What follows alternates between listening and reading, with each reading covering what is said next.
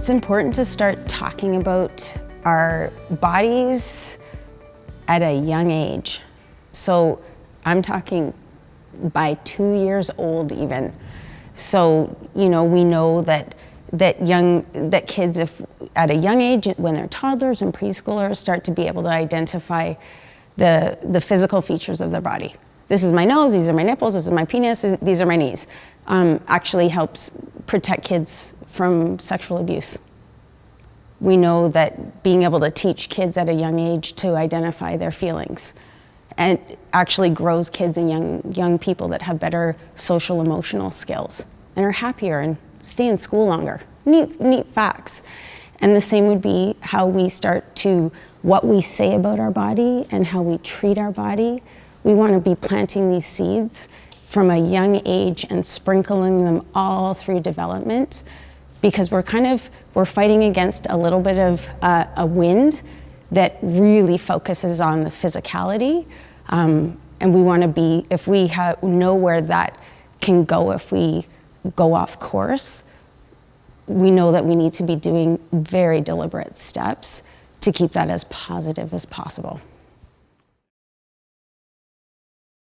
I don't think that there's anyone on this planet that doesn't have some access to our media, and with these lovely little devices that we have on our phones these days, through social media, we're bombarded with images of, again, that sort of physical ideal. This is what a woman should look like. This is what an ideal man should look like. And if you're even searching through Instagram, even if you're walking down the street, the billboards that you see, you're at the grocery store, the magazine covers, we are told over and over again, sort of given images that aren't even true images. We know that they've been airbrushed and tweaked in every possible way, but we're bombarded with photographic images of what we should look like. And when you're developing your sense of self, who you are, and your relationship with your own body, those images, those messages, of course, are falling on a very, very impressionable person. So when we think of our young people and some of the messages that we want to be offering them, if we can remember our head and our heart and our body, we want to be offering messages, teaching, having open-ended conversations about how we take care, when we say our head, the things that we think about ourselves, the way that we talk about our body in our own mind, so we can learn to have an inner dialogue that might be more supportive than one that might be putting us down. And when we think of our heart, weighing in with how things make us feel is really, really critical. And not how I feel because it makes someone else happy, but being able to really point that finger to an internal way of sort of evaluating, does that feel right for me? Is it giving me energy? Does it make me feel good about myself? And then our body, and celebrating this amazing body that we have, and what are those things that I do that make me feel strong, that make me feel capable? And I say it very specifically, our head, our heart, our body, because we use these spaces to weigh in when we make decisions about things, when we know about setting boundaries. It's checking in with many factors, and our world is very, very focused on the physicality of a body. And these are the messages that we need to know that they're there, and be able to take steps to teach other ways of being able to evaluate what is okay for us. I've had conversations with young kids, grade 3, 4s, around sort of societal expectations. And you might think, 9-year-olds have no idea what an ideal body is supposed to look like. Of course they do. They'll put their hands up. You're supposed to be really skinny. Girls have big boobs. Boys should have tight abs. And so, where did we find, how on earth do you guys have these sorts of beliefs? Why do you think that? Well, because it's just the way that it is. So already there's some seeds have been planted around a woman should be curvy, lumpy in the right spots, I guess. A thin body is more desirable, maybe one that has a bit more flesh on it. And men are striving towards being strong and very physically capable. And that's all fine and dandy if you have the capacity. That's kind of your genetic makeup, and that's how you're going to grow. But let's be honest, most people's bodies are not hitting anywhere near societal's ideal form, and we have to live in this skin suit our whole life. Imagine at 9 thinking, I need to be this shape to be okay, and spending your whole life striving to fit into a body that you will never fit into, and how that turns that inner critic in on yourself, and how limiting that can be. So when we are spending time angry at ourselves and punishing ourselves for not looking a certain way, what are you not getting to do? Hang out with friends. Maybe try out for something that you might really like. So it's not only just the physical body that gets impacted by it, it hits our head and our beliefs about ourselves, the way we feel about ourselves, and even how we put our body and move our body in this world. So it's a really big issue. So the more that we can focus on our body working like this amazing machine, what it allows us to do, being grateful for all these things that happen not only internally but externally, like our skin that protects us from germs, but being able to talk about and celebrate like truly this amazing thing that we're living in is really the place where we want to focus our attention. And our world, again, will focus on the external and the physical. We want to do whatever we can to put the focus more on the internal and the capacity that our body has for us. And so, even how we speak about our own body has a huge influence on all of the people that we come in contact with. So again, like anything we know in parenting, what we say does not mean anything if what we do and how we live is in contradiction. So you should love your body. Every body is beautiful, but I'm not good enough. I need to lose 10 pounds before Christmas. What my young person has heard is that a body needs to be a certain size to be acceptable.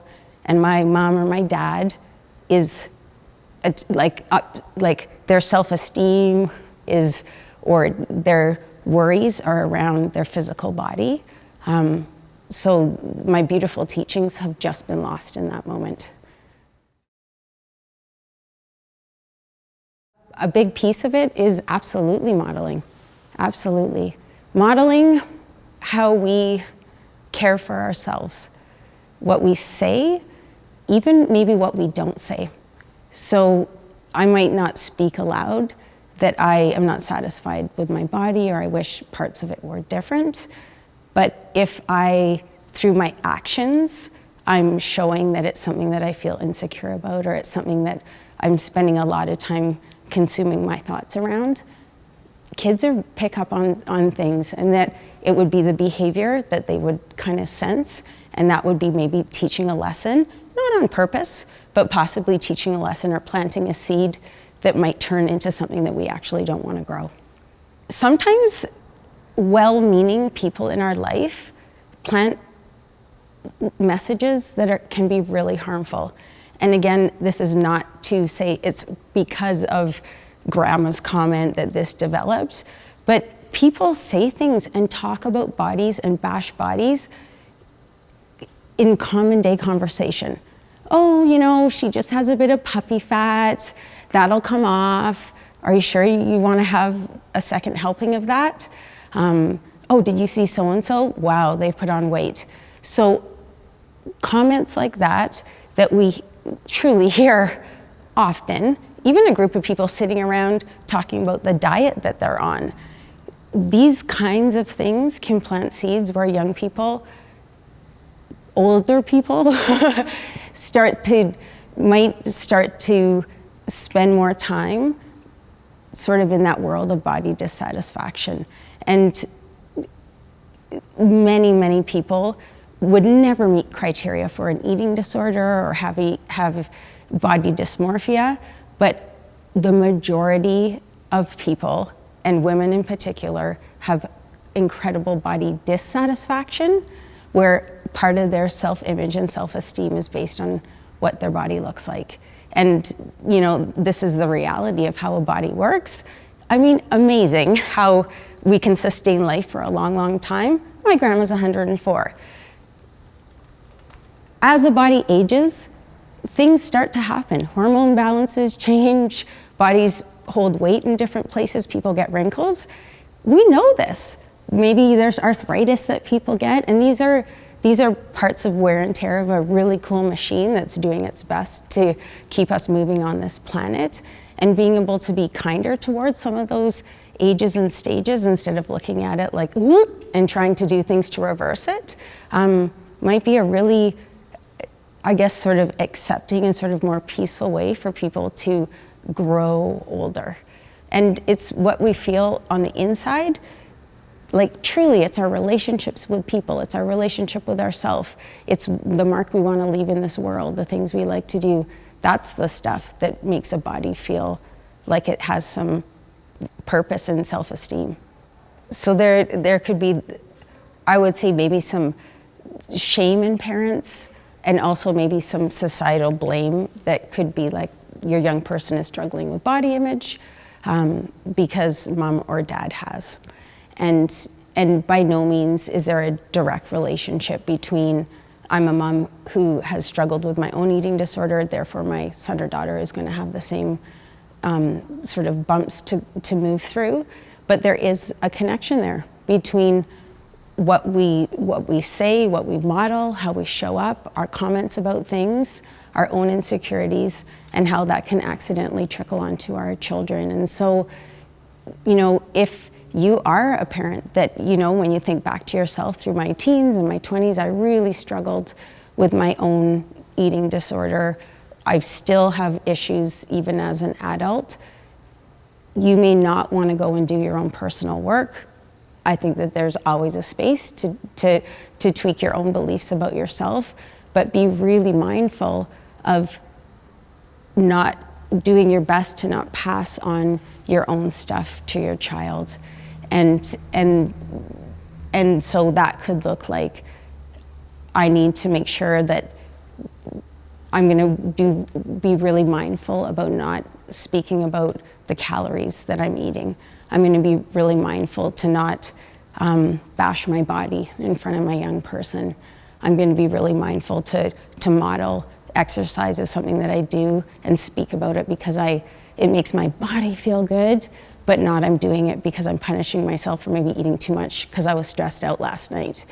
And some parents have different views on this. Anything like a scale in the house, get rid of it. And so if you're a parent and you've got young kids, don't have a scale in your house. If you absolutely need one, hide it away somewhere so that it's not something that your young people start to look at. Because again, we want to not evaluate ourselves on something external to let us know if we're good enough on the inside. And a scale could be a number that gives you, I get to decide whether I have a good day today or not. I get to decide whether I need to punish myself with exercise or not. I have a day where I get to eat more or not. And anything that looks like it's an external tool to let us know what do I need today takes away our body's wisdom to go, actually, I'm really hungry. Like, this is a day, I just need to eat more. Or this is a day where I'm feeling really tired. I don't want to do any exercise, and I'm going to give myself permission to do that because I'm listening to my body. And so I guess that would be a piece that I would offer to parents is, you don't have to be perfect, no one is, but be mindful of of what you might pass on to your kids by accident. So we move our bodies for joy, for celebration, because it feels good.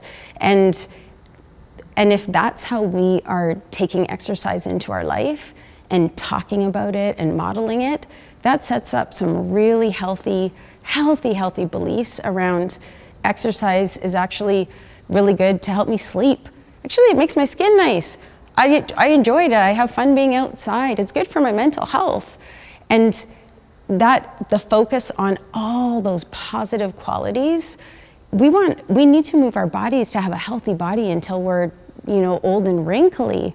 If exercise is set up more as it's with more of a negative feel around it in terms of, well, you have to, otherwise you're going to, you can't eat that. Or I need to exercise because it's how I need to reward myself with something sweet afterwards, or I punish myself through exercise. Oh, I'm exhausted, but I better go do it. And sometimes we can be tired and go out on a walk and actually feel invigorated and feel better. But being able to, again, check in with yourself. Am I doing it because this is what I need? Or am I doing it because I feel like I have to?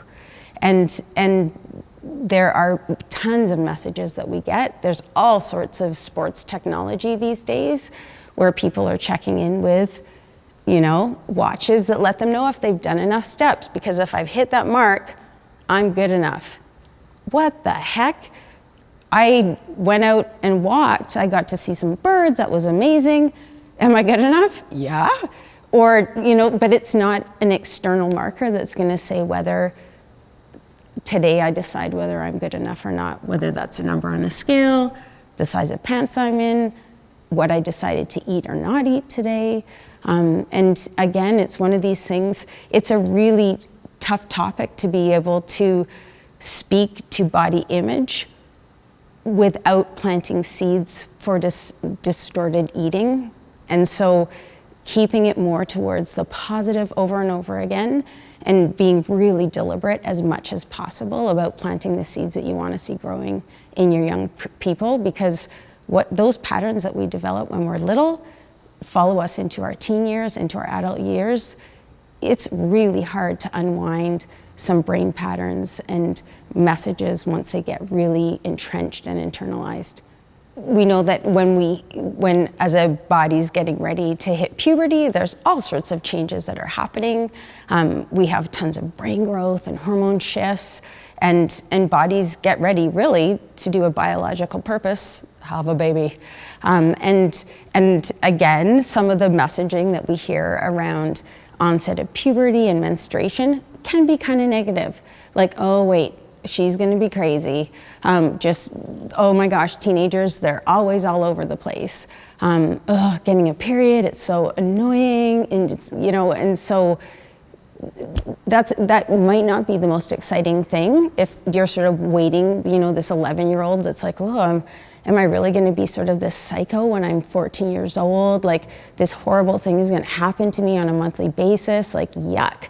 And hitting puberty is, well, it's not just one thing, it's a whole process. But what is, amazing about it, I think, is that we get, as our body starts to mature and change, we also start to feel things really deeply too. So yes, there might be some of those more of those mood swings, but what goes along with that too is a deeper level of passion about things that you really care about, a connection with your friends that they mean so much to you, more so than they might have even in elementary school.